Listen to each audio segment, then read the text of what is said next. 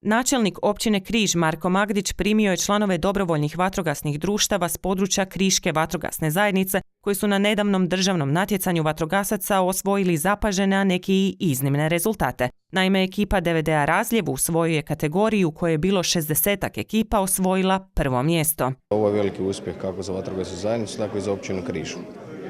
Naravno, ne umanjujući ničije rezultate, s obzirom da su ipak Razljevčani prvi u državi, to je velika stvar, i da putuju na olimpijadu iduću godinu u Austriju. Pripremali smo se jako dugo, bili smo jako uzbuđeni, ali smo to dobro prikrivali. Tako da imali smo jednu malu manu, a to je došli smo na Rosu, bili smo prvi na terenu.